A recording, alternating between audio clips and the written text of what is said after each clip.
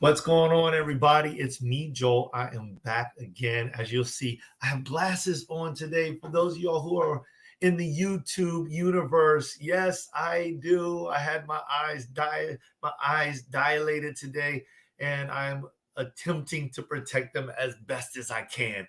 But nonetheless, we are going to have a great show anyhow. It's going to be awesome. We've got Danyalle Youngers that is going to be coming forward, and she is a entrepreneur. She's a mompreneur, and she likes to help mompreneurs. But before we get to her, let's talk about a few things. We want you to make sure that you like, subscribe, that you follow us in all of these different platforms. So where are we? You can find us on YouTube, Spotify, Anchor, Google, and you can also find us in Apple. All right. We want to remind you about all those different things. All right. Don't forget to check us out and check us out on Mondays. On every single Monday, there's going to be Michael Seville. It's my co-host inside of the Community Beacon. You'll find him there doing his Monday nights with Mike, and that will be at 9:00. We're back here every single Wednesday at 12:30, and at 12:30 you'll have us available for the It Starts With Me podcast. And then at 6:30 on Fridays, you'll be able to find us here again inside of the YouTube studio doing the Community Beacon, where myself and Michael Seville will be there to help open up the liberties of the mind. Hopefully, people will be able to learn something as we continue to learn things that will liberate us and make us part of the best version of ourselves possible. All right, let's talk about Danyalle. Danyalle, she is, as I said before, a mompreneur. She comes out of Tennessee, and she is a mom of 5 growing children that she has homeschooled. She owns her own business. It's called the Sonwray Recovery Coaching. And what she does is she encourages and coaches overwhelmed moms to find the compassion, courage, and strength within them to become the mighty moms that they want to be.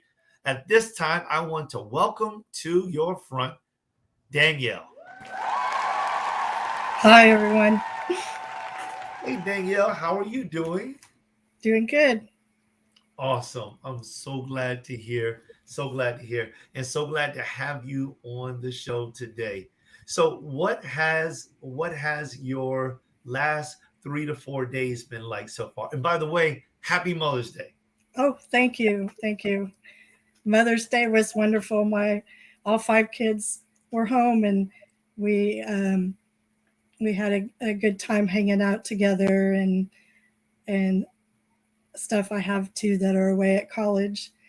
And so it's been pretty good. I took some imperfect action in my business, and that's how I look at everything that I do for my business. You know, that it doesn't need to be perfect. It needs to be done, and I can always always come back and make it better. That's an interesting way of looking at things. And, I like that, because really many people will not start because they believe it has to be perfect, when essentially really what needs to happen is you need to do it. Yep. Yeah. So that's cool. So tell me something, and tell me about your children. You say you have 2 in college? Yes. My oldest is getting her master's in history, and which is so awesome. And I homeschooled all of them. And the program that I used history as the foundation, because It's said that if we don't understand history, we're doomed to repeat it. And so I love that, that they brought different people in missionary. We had missionaries we talked about, and different inventors of stuff. I mean, and that's just the tip of the iceberg of the history. And so my love for history, she's taken on, and that's awesome. I have another daughter who's an artist, and she's working on her art and wanting to start her own business soon. And then I have two sons that are both in college, and one's a junior and one's a sophomore. And then I have my youngest, who is 16 and just got her license, and wow. she is ready to go. Nice. So my middle child just got her license as well. Yeah. And I'm the one who's been teaching her how to drive. Who's teaching your youngest how to drive? Oh, Dad did the hardest part. I wanted to continue to have a pleasant relationship with her, so I didn't teach her to drive. All right. Okay. Fair enough. All right. I'm good with that. I know that it wasn't until my daughter had probably had 100 hours on the road with me, maybe 70 hours, before my wife really entertained her driving. So I get it, 100%. Yeah, that's awesome. That's cool too. Yeah. So, and funny thing about it is I actually taught my oldest daughter. So I have 3 children as well. The oldest one is 23. She's in college. She's up north. And then I'm in Florida. So she's up there in Virginia. Then my middle child, she's 16, dual enrolled, looking to enter into microbiology. And then I have my youngest, my little one, my last one, which is my boy. He's 11 years old, and he has promised me that he will never leave me. That's awesome. Yeah. Sometimes I think about that, and I'm like, is this a good thing? Oh, let him get older, and he'll decide he wants out. Yeah, I'm sure he will. I love my kids so much. My kids were a pivotal moment in my life. When I knew the first child was coming about, I stopped everything that I was doing, and I heartfeltly considered what kind of person I was at the time and what I would do. Because one thing I said I would never do was I would never leave my child without a father. Yeah, that's courageous. Yeah, action. Well, I appreciate that. So tell me more about your business. How are you encouraging these mompreneurs? Well, I am on Facebook, and I write. They're just PDFs that I send to them as they want them. I don't push it on anybody, and stuff. And then as people get to know me more, we can move into a coaching relationship, and where I encourage women, moms, to we tend sometimes as moms we get a little lost in the middle of being a mom, and the world ideal is that a mom should be able to take care of all her children and keep the house clean and all the dishes done and all that, and even have a job. And sometimes we get lost in the mix of that. And so one thing that I do is helping them reconnect to their body, because when we get stressed, and anybody gets stressed or overwhelmed, we tend to disconnect from our body by watching Netflix, and I'm not against Netflix. It's just an example. Like we'll watch 10 episodes, or maybe not that many, but we just take that time, and that's supposed to relax us and calm us. But all the time we spend on computers, there's lots of research that we need to take a break and step back, and it's easy to not be in our bodies. And so we talk about how God intended us to be connected and be present with ourselves. And as we do that, we actually have more quality time with whoever we're in the presence of. And that means that we're showing up as a mighty mom to our kids. And it's not about, add 40 different things to make yourself a mighty mom. It's just cultivating the values and the strengths that moms have, and building that up so that they can walk from that. And when they lose, we sometimes lose our way, that she can re-anchor and to that, maybe she needs more compassion for herself, and she realizes that. And I've had a couple of clients that way, that there was no taking care of themselves. They were just totally focused on everybody else. And if we as moms in particular don't take time for ourselves, then we're pouring from an empty cup.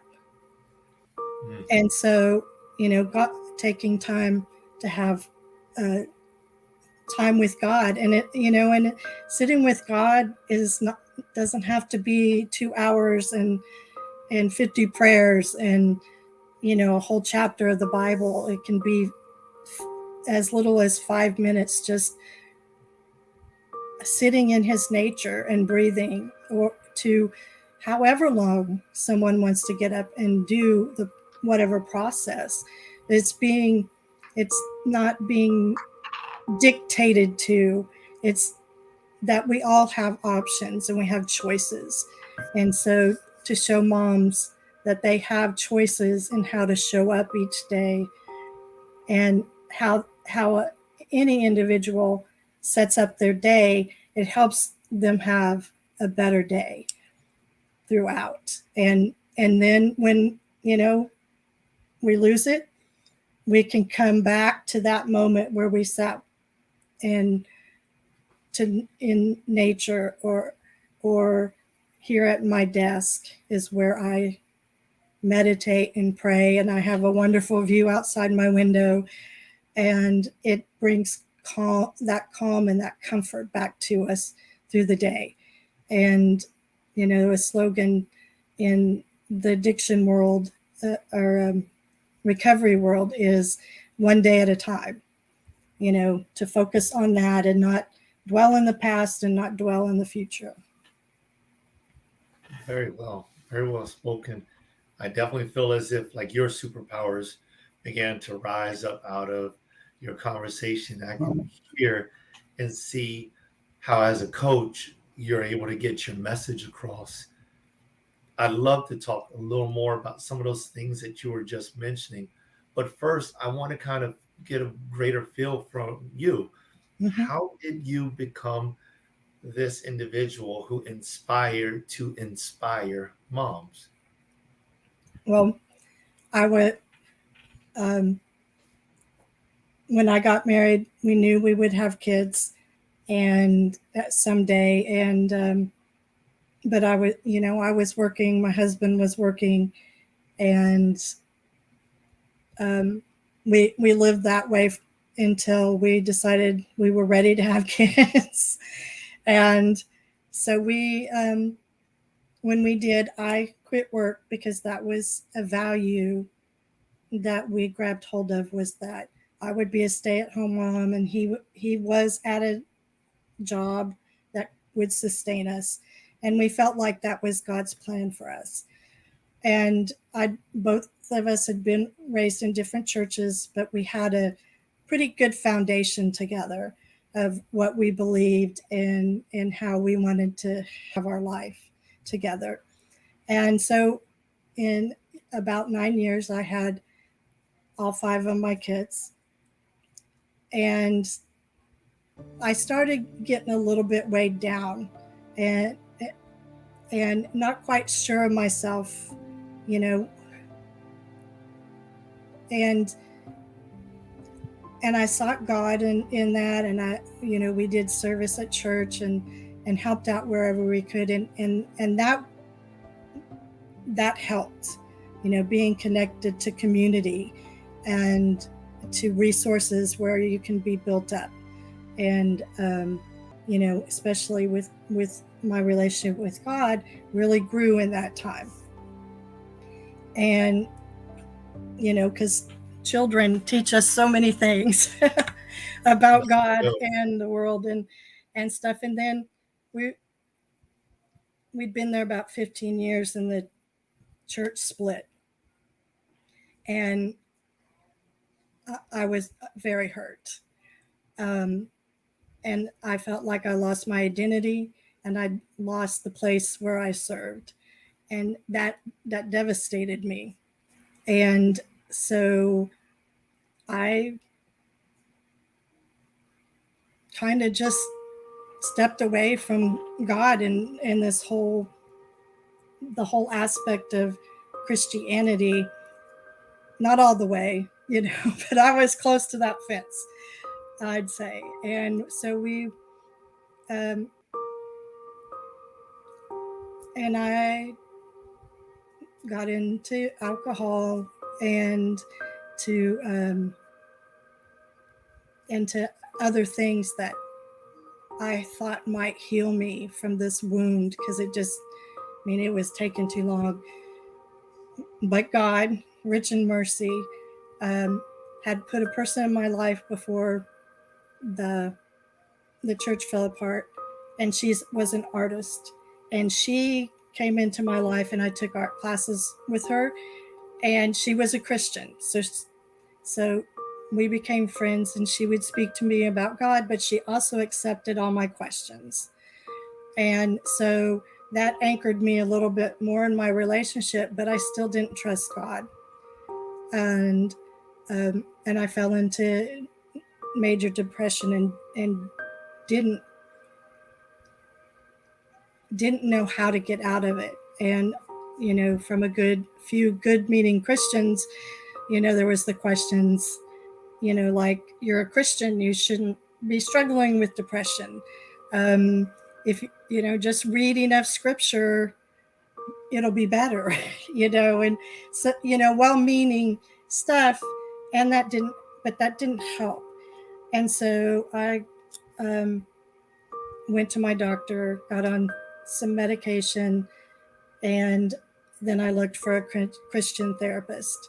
And what the biggest key to that is, I started asking for help.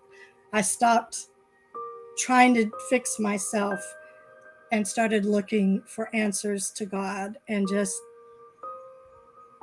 asking people to pray for me, not giving them details necessarily. And so I got in with this therapist, and we talked about some things that had happened, in my childhood. I had severe asthma for about 3 years and almost died several times, according to my mom. They just didn't have the meds then that they do today. And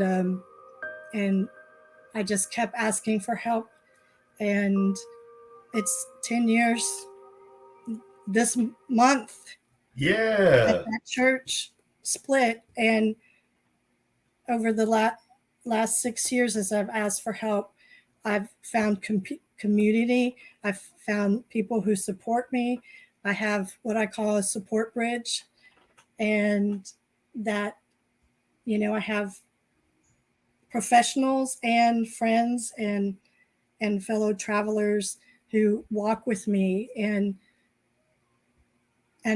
my relationship with God is so amazing. It's better than when I was a kid, and I believed in Jesus. He was real to me, and I've always held on to the Jesus part of faith, even through that dark time. I just didn't know what to do with God and trusting Him, and I had learned some mistruths to that, and so I God is judge, but first it says He's love, and it's unconditional love. And so when I learned and realized that He loved me so fully, even in that darkness and that the middle of that pit, that he loved me enough to bring people into my path, and He gave me the courage to ask for help.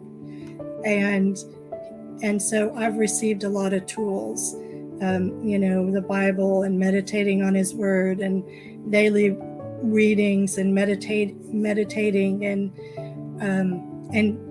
breath. The breath is so important to us. And, back in Genesis, God breathed life into Adam, and He's still breathing into us, I believe. And so, as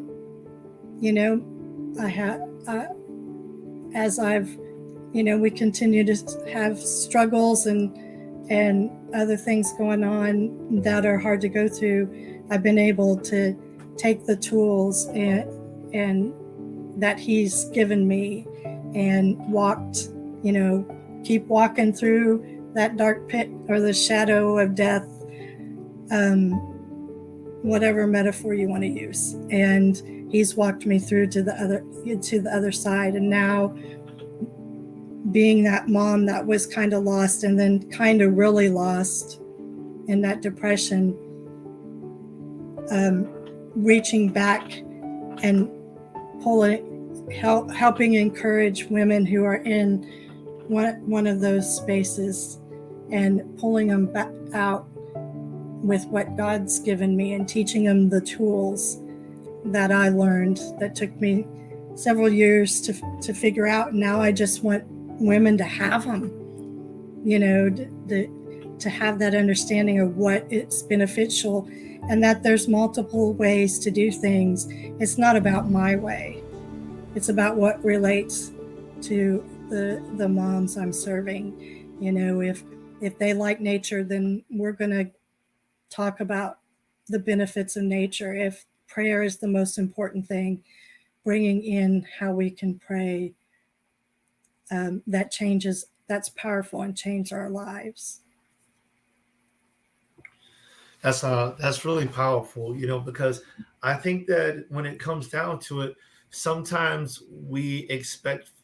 sometimes people expect for any type of coach to be able to help them in their specific type of environment. And what they'll end up finding is, they'll look for a life coach, and that life coach isn't really activating what they need.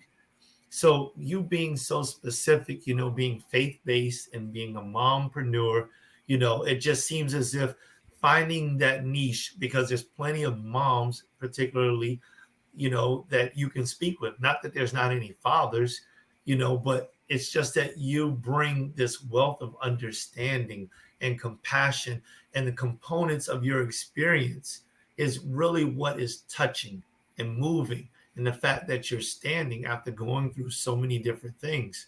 And I appreciate it, especially when somebody is able to speak about what they've gone through. It brings this realism. I recall quite some time ago, I had a counselor, and the counselor began to counsel me. And I was like, this lady is out of her mind. She just, no way. She was abusive. She was abusive to me. She was abusive to the other guys that she was dealing with. Some of the things that she would do is she would say things like, listen, if you don't do XYZ, and I had an opportunity to do something, then I will take this away from you. And my mother taught me, she said, listen, just journal everything. And, eventually one day came about time where my mother was able to ask her. And I said, Mom, she ain't right. And my mom said, well, how do you prove that? I said, well, I journaled. And she said, well, give me the journal. And I gave her the journal. And one thing that my mother taught me was that, and I call it being high. I don't know how all of our listeners will take that initially, but high means to be honest, have integrity, be humble, and be genuine. So to stay high is to have those 4 characteristics inside of your life. And if you have those 4 characteristics inside of your life, like me, I wrote in that type of mindset. So when it turned out, when she wanted to know if I had done anything wrong, it was in there. It was in the book. Everything I said, everything that I did, without apology, I wrote it. I said such and such. I did such and such. I was a jerk. And then she said this, that, and the other. And my mother shut the book on that lady, and that was the end of it. I never saw her again for the rest of my life. And the thing is there are a lot of counselors, a lot of people, no matter what section of life or no matter what background, they are there. But when you find somebody like you, Danyalle, who's just like, listen, I've been there and I am offering you of my experiences, my sacrifices, my hurt, my pain, my sufferings. And guess what? Also, I am offering you my victories because I know that these things work. I think that makes a difference. And I hope that we have a lot of moms listening today to hear some of what you have to say. Thank you. That's awesome. And I love your definition of high. That just, honesty and genuineness and I mean, and that's, I believe that's where it is, just stay humble, keep your integrity, stay honest, be genuine, and things will work out. So now this is a huge thing, I believe, in dealing with, the quote unquote church world. That's a hard thing because you were saying how the church split, and then also how when people were speaking to you, that they just expected for you to just read the Bible and everything will be all right until you met this one friend who was an artist and a Christian. Tell me more about the characteristics of that one person and why that person was granted the opportunity to befriend such a lovely person like you. Well, Deborah,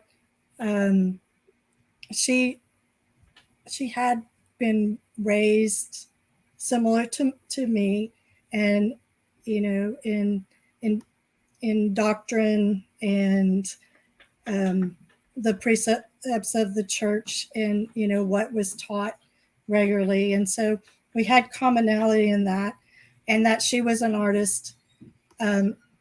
She does abstract work, and I love abstract, and I fell in love with her work. And so I wanted her to teach me.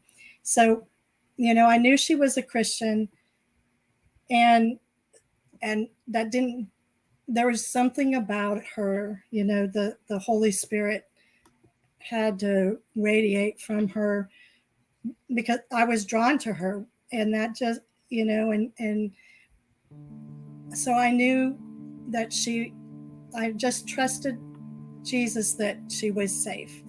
And so I asked her a hard question one day, and and I don't remember what exactly, but it's, why did these Christians, get so divided that it split up the church? And, of course, there's any number of answers to that, but we're human.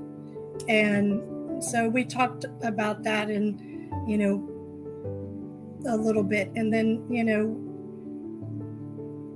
I just kept asking questions, and I'd tell her how I was struggling with reading God's word. I would get so tied up in church with scriptures, and would get what's called triggered. It just set me off, and so then I started having panic attacks for a while in church, and so, but it was so drilled in me that I needed to be there that I kept going, and through some tools that my therapist taught me, and even medicine, I was able to work through those triggers. I couldn't watch people preaching online or on the TV. And God brought us to a church that was safe. And I mean that as the pastor was gentle, and he was, honest, and he preached from the word, and he talked about some doctrines and stuff, but I was able to kind of step away from that, and just kind of, okay, right now I can't handle that. And that just became what I did. Is I was there and I took what I needed and left the rest for God to take care of. Excuse me. And so I decided to, with the work, I started, so I started asking her why am I suffering from panic attacks and stuff? And we'd just look in the word, and she'd encourage me, and she was learning some, she was studying the Bible to find out, why God created us. And, he created us for so much more than what a lot of times we live as a Christian, because we want to stay safe, and we don't want to step out into things. And I know that I didn't want to step into any calling over, those first couple of years after the split. And she was open and honest. And when she questioned me on my walk, I was able to tell her, because we had a relationship and we trusted. And so that's how God used her, and stuff. And,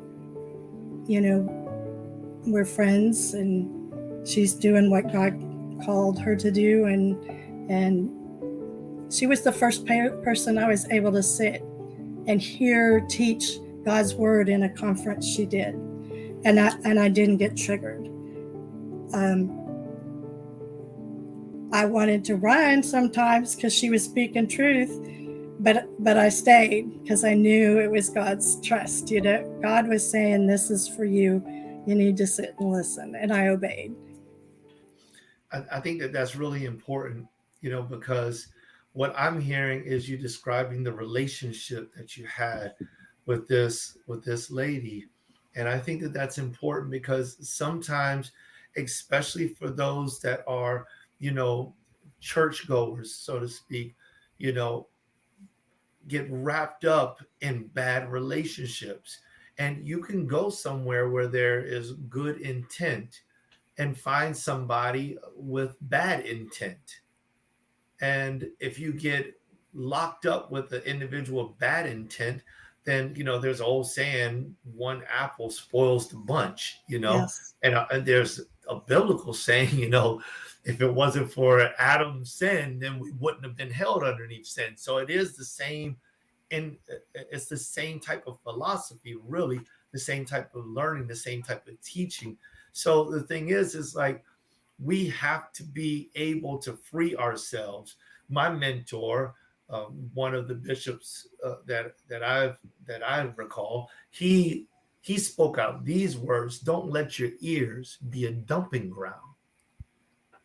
So when you said that you would take what you need and you would just let God handle the rest, I'm like, yes, that's where it is, you know, because sometimes we can get convicted with the wrong things by not paying attention.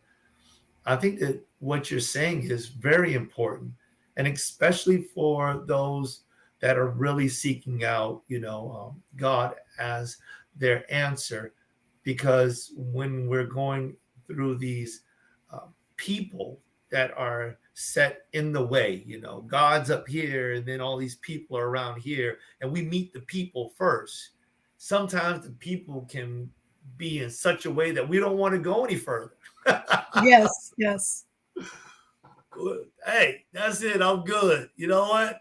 All right. I tell you what. I try to see. You look up. You're like, listen. I tried. I'll be back again tomorrow or next week or next month, but I ain't dealing with that. Yeah. Sounds like you have a little bit of that remedy in the relationship you built with your friend. Yeah. I like that word, remedy.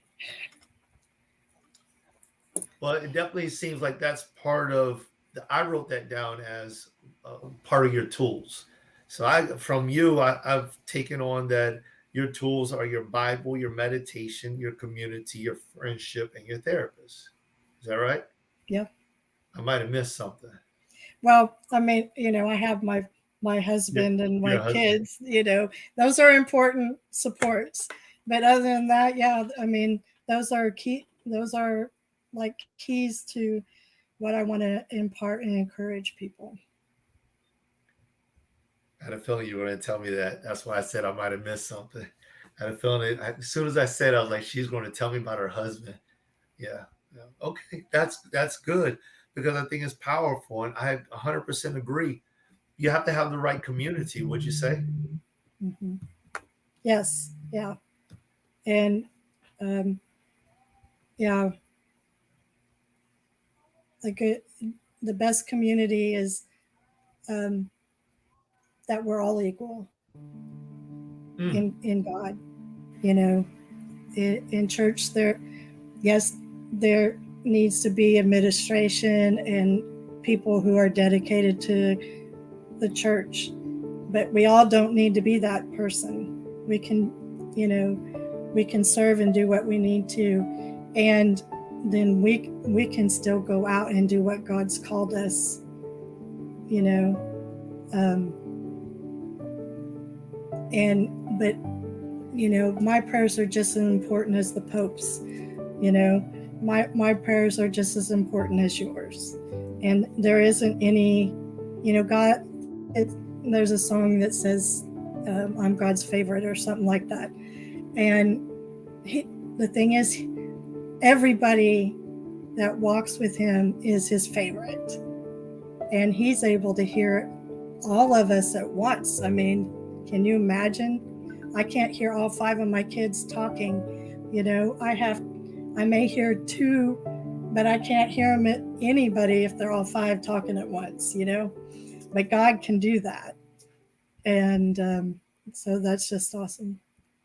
Yeah. Beautiful. So how do you know your community? How do you know your friend?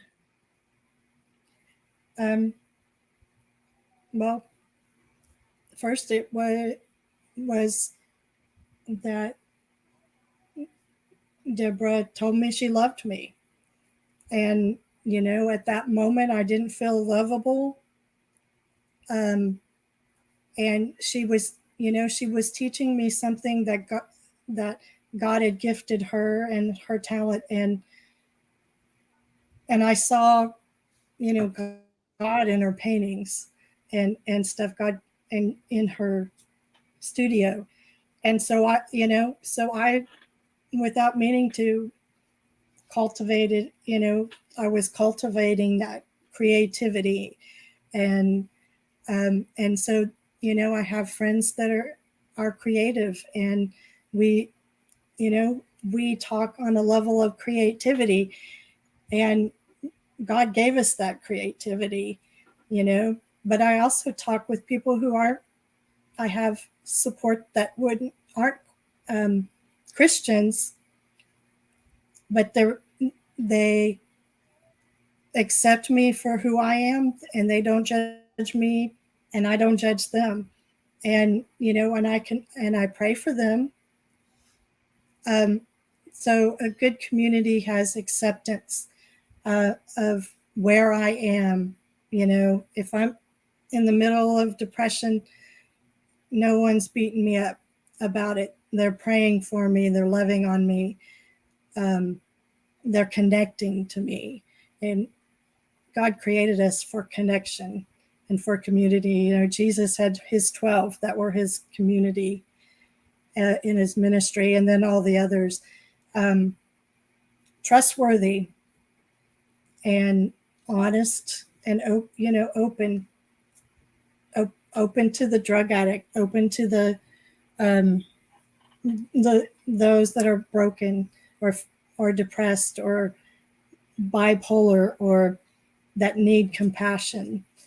Being able to be open to those people coming in, because everybody's looking for a solution.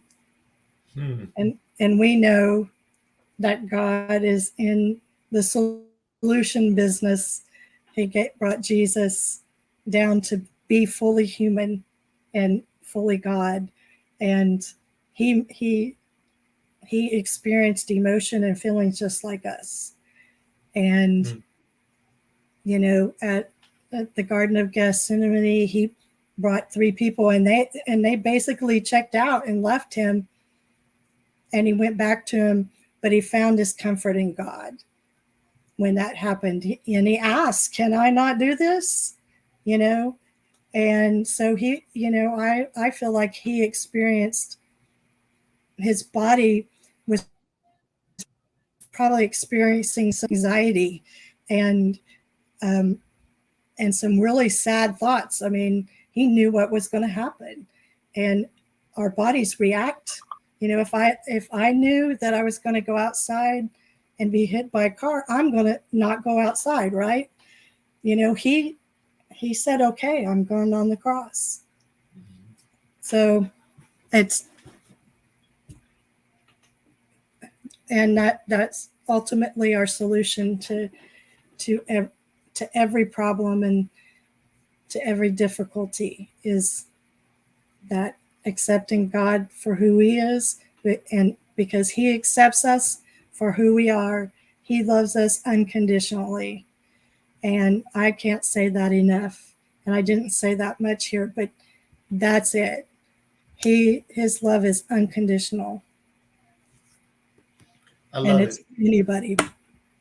I love it. I love it. So I took a few different things out of that, and I know that we're getting ready to close out of this show, but in finding a friend and finding your community, I gathered 3 things that you mentioned. I just want to make sure that I'm clear on those.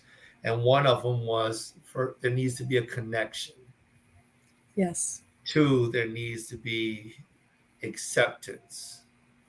And 3, there needs to be unconditional love. Yes. Yes. So if we find those, then we know that we have a friend. Absolutely. And we can build a community based off of those attributes of friends. Yes. I love that, how you put it. Awesome. I love it.